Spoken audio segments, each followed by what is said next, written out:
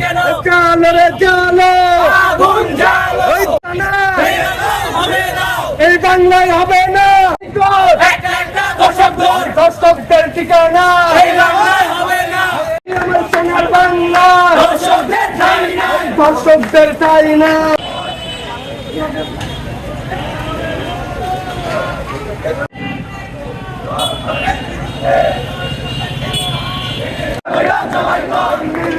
দোষণ কেন ঘুরিয়ে দাও, দোষণ কেন? আচ্ছা ভালো রেখে আসছে হবে না দর্শকদের ঠিকানা,